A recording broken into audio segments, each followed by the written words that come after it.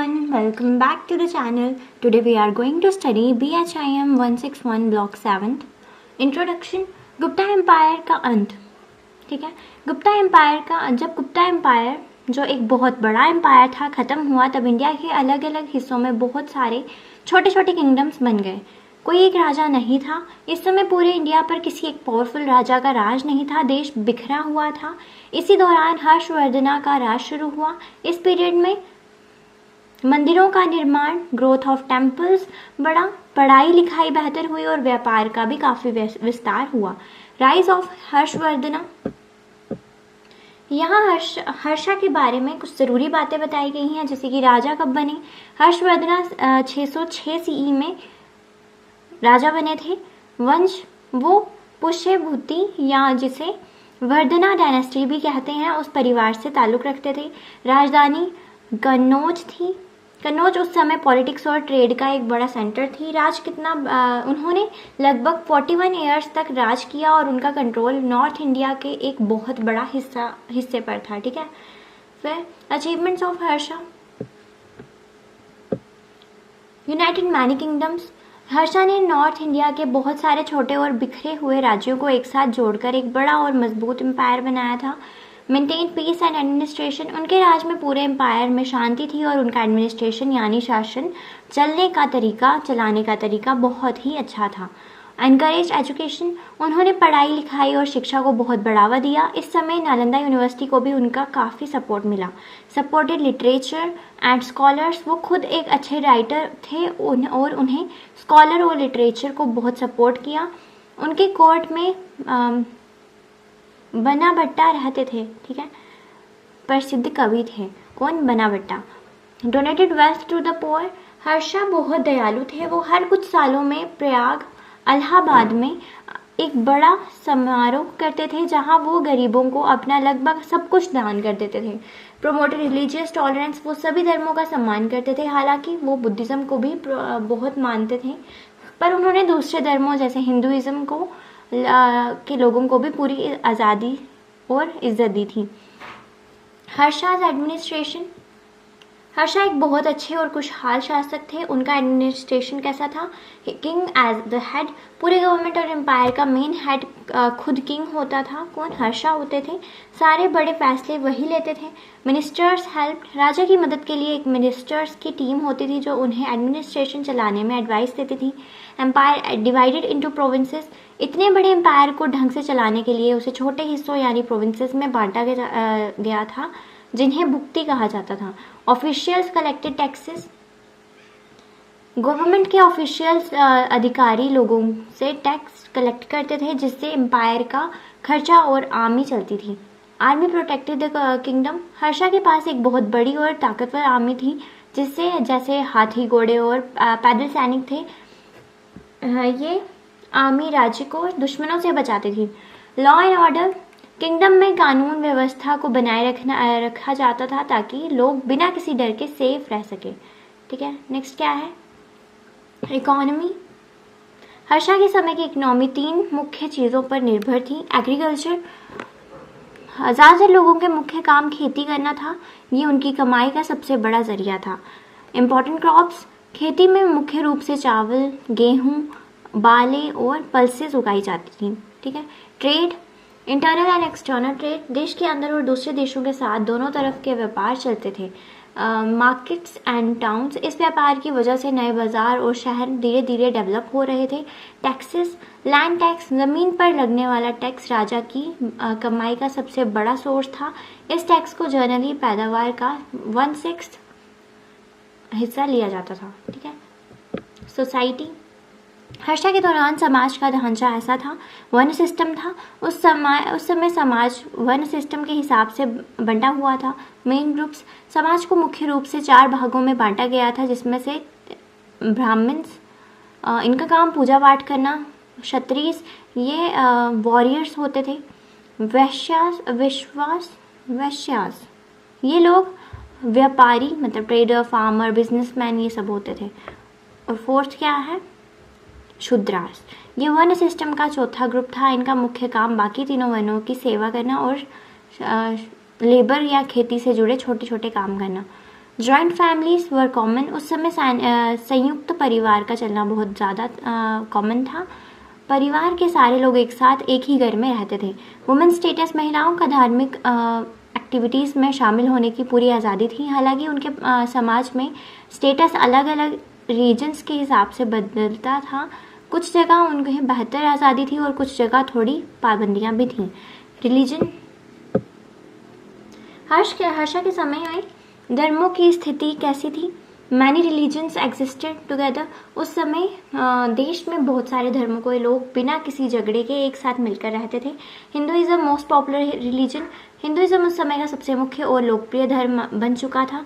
Worship of God's, उस दौरान भगवान विष्णु, भगवान शिव और देवी की पूजा और उपासना बहुत तेज़ी से बढ़ गई थी। Buddhism continue to receive support, Buddhism को भी अभी भी राजाओं और समाज के पूरा सपोर्ट मिल रहा था। खुद किंग हर्षा भी बुद्धिज़्म के बड़े फॉलोअर और संरक्षक थे। ठीक है।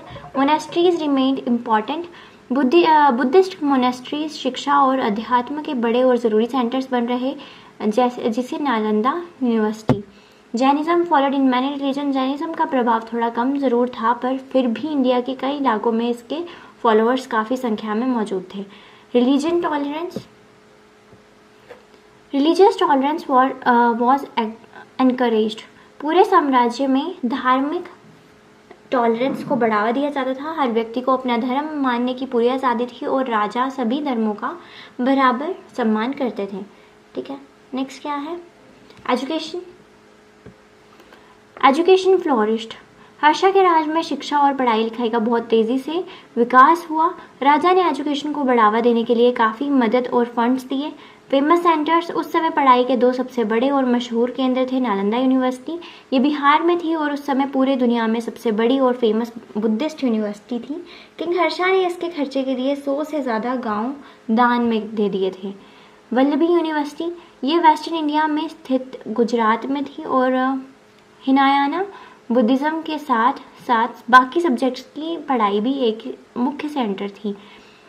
सब्जेक्ट्स टॉट ग्रामर, भाषा और व्याकरण का ज्ञान दिया जाता था ताकि लोग सही से लिख और बोल सकें। मेडिसिन, इलाज और आयुर्वेद की पढ़ाई होती थी जिसमें बीमारियों और उनके इलाज के बारे में सिखाया जाता था। मैथमेटिक्स, गणित का ज्ञान दिया जाता था जो हिसाब किताब और दूसरे कामों में काम आता है। एस्ट्रोनॉमी, खगोल विज्ञान, स्टार्स और प्लैनेट्स की स्टडी भी पढ़ाई जाती थी जिससे कैलेंडर और ग्रहों की स्थिति का पता चलता था। फिलॉसफी, दर्शन शास्त्र पर बड़े बड़े डिबेट्स और चिंतन होते थे जिसमें जीवन और सत्य के बारे में सिखाया जाता था। रिलीजन, अलग अलग धर्मों के ग्रंथों और उनकी टीचिंग्स की गहराई से पढ़ाई होती थी।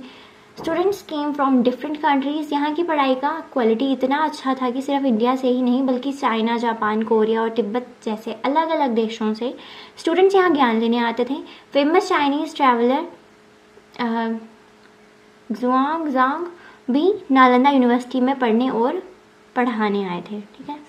नेक्स्ट क्या है? Literature, Harsha himself was a scholar, king Harsha सिर्फ एक अच्छे राजा ही नहीं बल्कि वो एक बहुत बड़े स्कॉलर और राइटर भी थे। उन्हें लिखने का बहुत शौक था। वो क्या क्या लिखते थे? नगनादा, ये एक प्रसिद्ध बुद्धिस्ट थीम्ड प्ले है। रत्नावली, ये एक प्रेम कहानी है, प्रेम कहानी पर आधारित नाटक है। प्रियदर्शिका, ये भी एक बहुत लोकप्रिय प्ले है। सांस्कृतिक literature continue to develop, Harsha के समय में सांस्कृतिक साहित्य का विकास बहुत तेज़ी से चल रहा था। उनका दरबार में बना भट्टा जैसे महान कवि थे जिन्होंने चरिता मतलब हर्षा की बायोग्राफी और कदमबारी लिखी थी। ठीक है। चाइनीज ट्रैवलर ज़ुआंग इस बुद्धिस्ट मॉन्क और ट्रैवलर थे। वो किंग हर्षा के राज के दौरान ज्ञान लेने और बुद्धिस्ट टेक्स्ट कलेक्ट करने इंडिया आए थे। ही रोट अबाउट, उन्होंने इंडिया में जो कुछ भी देखा उसे अपनी book the records of the western world में डिटेल से लिखा। ठीक है। उन्होंने इन चीज़ों के बारे में बताया। किस किस चीज़ों के बारे में? एडमिनिस्ट्रेशन, हर्षा के शासन और कानून व्यवस्था कैसी थी, सोसाइटी, लोग कैसे रहते थे, उनका रहना सहना और वन सिस्टम कैसा था, एजुकेशन, नालंदा यूनिवर्सिटी और वहाँ की पढ़ाई का लेवल कैसा था, रिलीजन, देश में बुद्धिज़्म और हिंदुइज्म की क्या स्थिति थी, इकोनॉमी, खेती, ट्रेड और लोगों का काम धंधा कैसा था, इंपॉर्टेंट सोर्सेज ऑफ इंफॉर्मेशन। उनकी लिखी हुई बातें आज के हिस्टोरियंस के लिए हर्षा के दौरान के इंडिया को समझने का सबसे बड़ा और मुख्य जरिया है। ठीक है। Art and architecture, temple building increased. Harsha के दौरान मंदिर बनने का काम बहुत तेजी से बढ़ा। इस समय नए डिजाइन और सुंदर मंदिर बनाए गए। मेन फीचर्स, इस दौरान की कला और आर्किटेक्चर में कुछ मुख्य चीजें शामिल हैं। स्टोन टेम्पल्स, पत्थरों को काटकर और जोड़कर मजबूत स्टोन टेम्पल्स बनाए जाने लगे। स्कल्पचर्स, मंदिरों की दीवारों पर और अलग से सुंदर मूर्तियां तराशी गईं जो उस समय की बेहतरीन कारीगरी दिखाती है। मोनेस्ट्रीज, बुद्ध भिक्षुओं के रहने और पढ़ने के लिए बड़े बड़े विहार यानी मोनेस्ट्रीज बनाए गए। स्टूपास, बुद्धिज्म से जुड़े पावन स्टूपास का निर्माण और उनकी देखभाल की गई। Religion influenced architecture and art, उस समय की कला और बिल्डिंग डिजाइन्स पर धर्म का बहुत गहरा असर था। ज़्यादातर मूर्तियां और इमारतें हिंदू गॉड्स विष्णु, शिवा, सूर्य पर और बुद्धिस्ट टीचिंग्स पर आधारित थीं। रीजनल किंगडम्स, यहाँ बताया गया है कि किंग हर्षा की मौत के बाद क्या हुआ। Empire broke into many small kingdoms, Harsha की मौत के बाद उनका बड़ा साम्राज्य बिखर गया और नॉर्थ इंडिया में फिर से बहुत सारे छोटे छोटे राज्य बन गए। No strong ruler united north India, Harsha के बाद कोई भी ऐसा ताकतवर राजा नहीं बचा जो पूरे नॉर्थ इंडिया को एक साथ जोड़कर रख सके। रीजनल पावर्स बिकेम स्ट्रॉन्गर, जो अलग अलग इलाकों के छोटे राजा या रीजनल पावर्स थे वो सब आज़ाद और ज़्यादा मजबूत हो गए थे। इसके बाद प्रतिहारास, पालास और राष्ट्रकूटास जैसे नए वंश का उत्थान हुआ।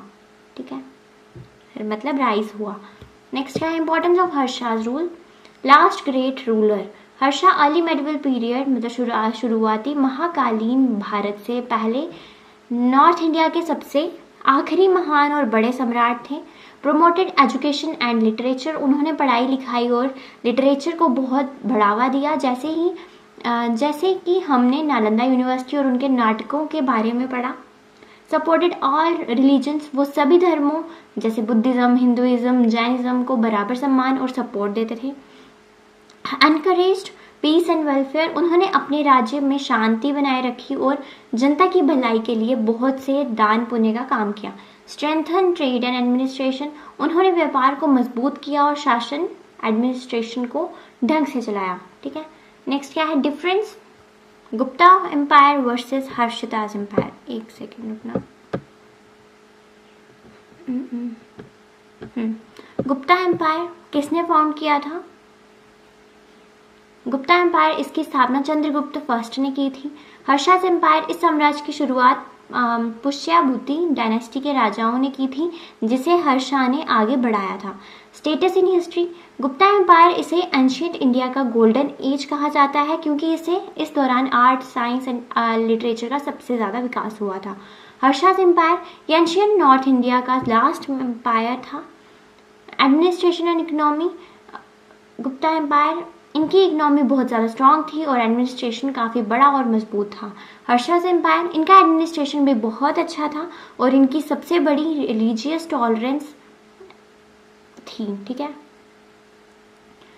फेमस रूलर्स, गुप्ता एम्पायर, इसके महान राजाओं में समुद्रगुप्त और चंद्रगुप्त सेकंड, जिनका विक्रमादित्य के नाम से ये सब आते हैं। ठीक है, हर्षाज एम्पायर, इस पूरे साम्राज्य के सबसे प्रसिद्ध और महान राजा अकेले हर्षवर्धना ही थे। ठीक है, नेक्स्ट क्या है? इंपॉर्टेंट पर्सन्स कौन कौन सा है इसमें? हर्षवर्धना, ये वर्धना डायनेस्टी के सबसे महान सम्राट थे जिन्होंने 606 सीई में गद्दी संभाली और 41 ईयर्स तक नॉर्थ इंडिया पर एक अच्छे से राज किया। ठीक है, फिर ज़ुआंगज़ांग, ये एक प्रसिद्ध चाइनीज बुद्धिस्ट मॉन्क और यात्री थे जो हर्षा के समय इंडिया आए और उन्होंने यहाँ की व्यवस्था पर मुख्य किताब लिखी थी। ठीक है, सियू की कुछ ऐसे नाम है। फिर इम्पॉर्टेंट प्लेसेस, कन्नौज, ये किंग हर्षा की राजधानी थी जो उस समय पूरे नॉर्थ इंडिया की पॉलिटिक्स, ट्रेड और कल्चर की सबसे बड़े सेंटर बन गई थी। नालंदा यूनिवर्सिटी बिहार में स्थित ये यूनिवर्सिटी उस दौरान बुद्धिस्ट स्टडी और बाकी सब्जेक्ट्स में सबसे बड़ा मशहूर केंद्र थी। वल्लभी यूनिवर्सिटी, ये गुजरात में स्थित दूसरी बड़ी यूनिवर्सिटी थी जो हिनायाना बुद्धिज्म और अलग अलग विद्याओं की शिक्षा के लिए फेमस थी। इम्पॉर्टेंट टॉपिक्स कौन कौन से? Rise of Harsha, Gupta empire के गिरने के बाद 606 सीई में हर्षा का राज बना और उनका एक बड़ा साम्राज्य खड़ा हुआ। ठीक है। एडमिनिस्ट्रेशन, हर्षा की खुशहाल शासन व्यवस्था जिसमें किंग मेन हेड होते हैं और मिनिस्टर्स की मदद से कानून बनाए जाते हैं। इकोनॉमी, उस समय की आर्थिक स्थिति जो मुख्य रूप से खेती, लैंड टैक्स और इंटरनल एक्सटर्नल ट्रेड पर चलती थी। सोसाइटी, हर्षा के समय का समाज और वर्ण सिस्टम ब्राह्मण, क्षत्रिय, वैश्य, शूद्रास और जॉइंट फैमिलीज में बंटा था। रिलीजन, धार्मिक स्थिति जहां हिंदुइज्म और बुद्धिज्म दोनों को बराबर सपोर्ट था और राज्यों में रिलीजियस टॉलरेंस थी। एजुकेशन, शिक्षा के तेजी से विकास होना और नालंदा या वल्लभी जैसी बड़े सेंटर्स में विदेशी स्टूडेंट्स का पढ़ने आना। लिटरेचर, साहित्य के सृजन जिसमें खुद हर्षा ने 3 प्लेस रत्नवली, नागानंदा, प्रियदर्शिका लिखे और उनके दरबार में बाणाभट्टा जैसे कवि थे। आर्ट एंड आर्किटेक्चर, पत्थरों की सुंदर मंदिर, मूर्तियां, मोनेस्ट्रीज और स्तूपास बनाने का निर्माण कराया गया था, बड़ा था इस टाइम पे। रिलीजनल किंगडम्स, हर्षा की मौत के बाद उनके बड़े साम्राज्य का टूटना और छोटे रीजनल किंगडम्स का दोबारा खड़ा होना। शैंगजैंग अकाउंट, चाइनीज यात्री शैंगजैंग के लिखे हुए संस्मरण मतलब राइटिंग्स जो आज इस पूरे दौरान का इतिहास समझने का सबसे बड़ा सोर्स है। ठीक है। नेक्स्ट क्या है? मेन ऑक्यूपेशन, एग्रीकल्चर, लोग सबसे ज्यादा खेती बाड़ी पर निर्भर थे। राइस, व्हीट और पल्सेस यहाँ की मुख्य फसलें थी। मेन रेवेन्यू, लैंड टैक्सेस, सरकार या राजा की कमाई का सबसे बड़ा जरिया जमीन पर लगने वाला टैक्स था जो पैदावार का लगभग 1/6 भाग होता था। Main religions, Hinduism, Buddhism, Jainism. ठीक है। नेक्स्ट क्या है? मेन एजुकेशनल सेंटर्स, नालंदा और वल्लभी, ये हमने भी पढ़ लिया है। नेक्स्ट फाइनल कंक्लूजन, ये चैप्टर हमें गुप्ता एम्पायर के गिरने के बाद इंडिया में आए बड़े पॉलिटिकल और कल्चरल बदलावों में का बारे में पूरी जानकारी देता है। हर्षास कंट्रीब्यूशन, एम्पायर हर्षवर्धना ने बिखरे हुए इंडिया को राजनीतिक शांति मतलब पॉलिटिकल स्टेबिलिटी और एक अच्छा शासन दिया। उन्होंने शिक्षा, साहित्य और धार्मिक टॉलरेंस को दिल से सपोर्ट किया। एंड ऑफ एन एरा, हालांकि उनकी मौत के बाद उनका साम्राज्य टूट गया पर उनका राज एंशियंट नॉर्थ इंडिया के सबसे आखिरी और सुनहरे महान दौर को दिखाता है जिसके बाद अर्ली मेडिवल पीरियड शुरू हुआ। ठीक है। ये हमारा लास्ट ब्लॉग था इस सब्जेक्ट का। नेक्स्ट वीडियो हमारी 1 शॉट वीडियो होगी इस सब्जेक्ट की। So thank you for watching and stay tune for the next video.